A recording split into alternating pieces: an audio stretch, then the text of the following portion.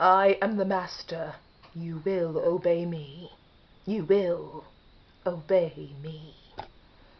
Yes, that's his timeless line that, by God, that man did so many times, and did quite well. Hello guys, welcome, or if you've already seen my channel before, welcome back. I'm the Philadelphia Whovian. And for this video, we're doing the top 10 master episodes of my video marathon series. And what I mean by that is, I've been doing a series of videos that focus on top 10 or top 5 stories of classic and new Who villains. So villains who were in classic Who and then have made and transferred over to new Who. What qualifies for villains when it comes to these lists are they had to have had at least 5 stories that they did. If they had less than 5, I'm probably not going to do a video on them. So this one focuses on my top 10 master episodes. And like my previous 2 videos, I'm telling you guys, my God, it's not going to be the same as yours. It's just not going to be. What can you do? All you can do is somehow try and gather your courage and love me anyway. So, without further ado, let's get into this. So, at number 10, already, I'm being polarizing to some of you. I am. We have Castrovalva, the 5th Doctor's very first story. Actually, I'm sorry, I know I'm weird, but I freaking love this story. Also, I love how it transfers over from the 4th Doctor's last 2 stories, the Master, by having the Master come back and then cross over to the 5th Doctor's story. So the 4th Doctor regenerated into the 5th Doctor and already has a problem on his hands from his previous incarnation. Sorry, I burped there. It connected them both, and that was very smart of them to do. Very, very smart. And the overall concept of the story first starting out with, them heading towards Event 1. So quickly, there's already a crisis. And then you've got Nyssa, who deals with her planet, had recently just been destroyed in the previous episode. And you've got Adric captured by the Master. And then Nyssa and Tegan having to help the Doctor to a place where he can recover because his regeneration is failing. Exactly, the Zero Room. It does so many good things, and then Castrovalva itself. So many good things. I like this story. I can't help it. I'm human. What do you want from me? Sorry. Let's go to number 9 now. Number 9, probably also a controversial pick, and that is from the 4th Doctor's second to last story, The Keeper of Traken. Okay, when I first learned of The Keeper of Traken, I heard so many bad things about it. And maybe it lowered my standards. I don't know why, but when I sat there watching The Keeper of Traken, I was like, whoa, I'm having a fun time here. I loved Nyssa, loved her entrance, and the scene where she did in fact shoot the 2 guards after she said, I will shoot you. She's trying to get to her father. She actually did shoot them. I was like, whoa! I was expecting her to be disarmed the way it happens in stereotypical, moments like that on TV and sci-fi. But no, she does shoot them. I love you, Nyssa. I love you so darn much. I'm not going to apologize. There's just something about this story I very much did enjoy. That's just the way the cookie crumbled with that one. The Master's back, and he's got a plan, and by God, that plan, it's going to be a devious plan. It is. Now we have, I believe we're number 8, which is Colony in Space. Probably the first time I'm giving you an episode you probably expected to see on a list about the Master. And we've got Colony in Space. This is just a good story. It just is. It's a very good story. It does not drag. It's not overrated. Idea of going to another planet, people colonizing another planet, but then another rival comes in and tries to kick them off the planet by causing terror, mass hysteria, and even murder down to that. And the Master comes in because he wants to get the knowledge and he wants to get access to what this planet already has. No, it's a darn good story, and my God, I'm happy I had it. And there's a very good reason why the Master is there. I do. I like it. Now, I think, are we number 7? It could be wrong. I have no idea anymore. We've got Terror of the Utans. Okay, Terror of the Utans, good story, I just don't own it. So, even though I liked it, I liked the bringing back of the Utans. I thought the Utans was a very good way of also introducing, sorry, not reintroducing, but introducing the Master into Doctor Who, because this is his very first story. I believe written by Robert Holmes. And as a result, we get a Sherlock Holmes versus Moriarty relationship going on when it comes to the Doctor and also the Master. And we already had the Doctor along with the Watson parallel relationship of with Sherlock Holmes and Dr. Watson when we had Doctor and the Brigadier. So it's nice giving you a Moriarty is now in here. And it does a very good job of doing that. Next we have the last episode of classic Doctor Who, Survival. This is also a painful story for me because it's like my problem with watching the last few movies of Harry Potter. My favorite Harry Potter movies are the first four because, and same with the books, because the story feel like it's still just beginning or still at its very beginning, but the last books and the movies feel like now we're beginning to reach the end. And that's why I do not go back and revisit Survival very much, because it's the end and it feels like the end and you know it's the end. And the Master being there, it was a very good way of bringing everything to a close with this story. And the last line the Doctor gives when he says, "Come on, let's go off, Ace," after Ace thinks he's dead, and they go off and they're walking to the TARDIS. And the last thing he says is, "Come on, Ace, we've got work to do. Somewhere there's danger, somewhere the tea's getting cold." I love that last line so much, I blatantly admit I totally reused it. It was something that the 11th Doctor said when he, Rory, Amy, and Clara were going off to have adventures together at the end of one of my books. Yes, I brought those three companions together. I'm not ashamed. I love this line. Love this story. It's so beautifully weird. Okay, now we have the last story of the Fourth Doctor. Okay, I know some people. I've seen it go from top 10 Fourth Doctors list. I've seen it's get nowhere near the top 10 Fourth Doctor episodes on other people's list. But I love Legopolis. Love it so much. I think it's creative. I think it's very well done. Again, the bringing back of the Master. This is the middle story between the Master trilogy when it comes to this segment. We get the Keeper of Traken, then we get Legopolis, then we get Castrovalva. And for me, this is like the Empire Strikes Back of that trilogy, where it's like, you got a good thing with New Hope, you got a good thing with the Keeper of Traken, then you've got a great thing with the Empire Strikes Back, a great thing with Legopolis. And I'm perfectly fine with Return of the Jedi. I know some people do not like it, but I actually enjoy it. And as well as I get some very, very good things with Castrovalva. But I really feel like this is like the Empire Strikes Back when it comes to that sort of trilogy. It's just darn good. There's a lot of just such good creative storytelling there. The idea of them trying to flush the Master's TARDIS. I can't believe that. That was just so funny. And Traken completely being destroyed. Nyssa saw her home planet be completely destroyed and goes on to still be a great companion.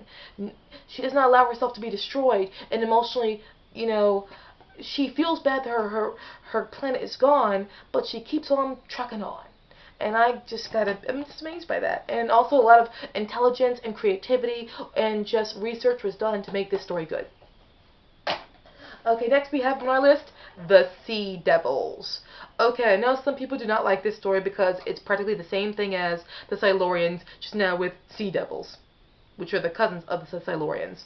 But it's written by the same guy. So I'm fine with it, and honestly, I just love the Sea Devils. This is my first Third Doctor story.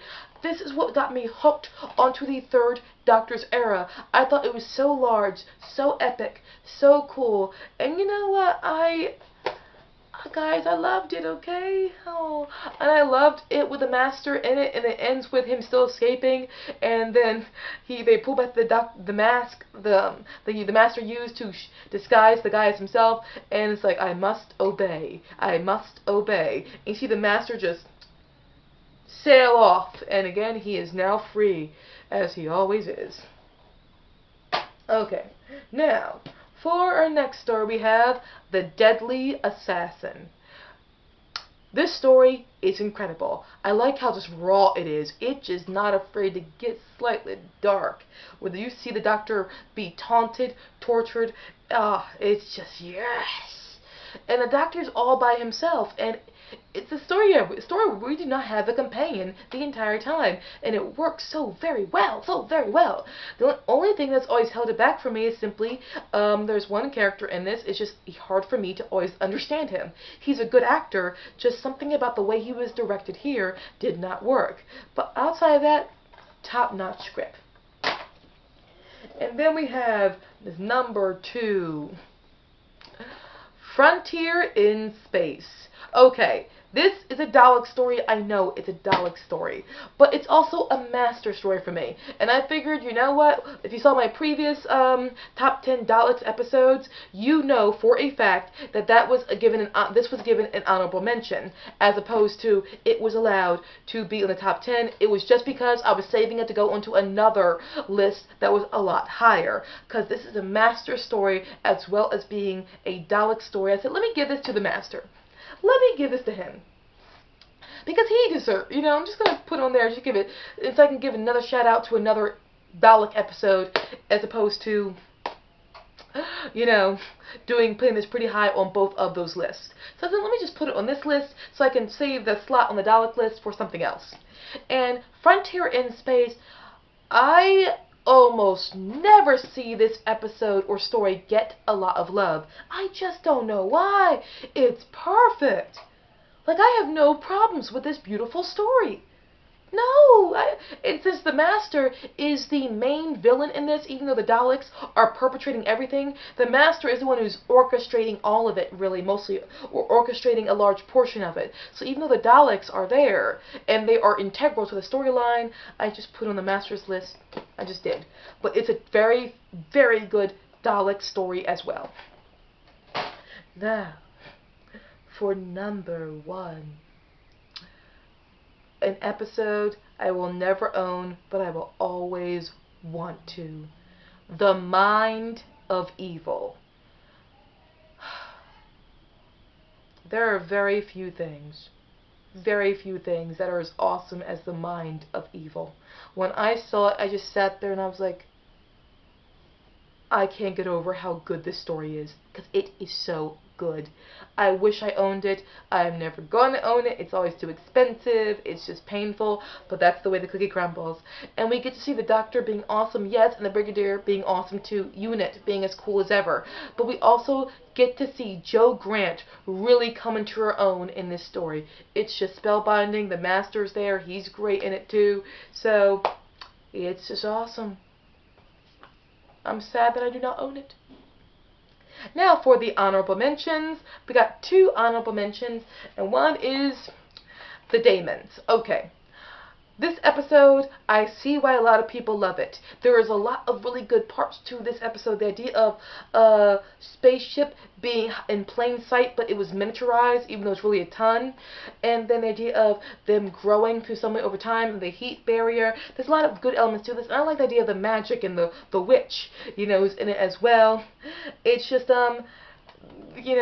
Jo Grant being used to cause some of the crises. It's like, I don't hold that against Jo, because she only ultimately is just endangering herself. But it does lead to problems later on. She only plans on ever endangering herself, which I always find admirable.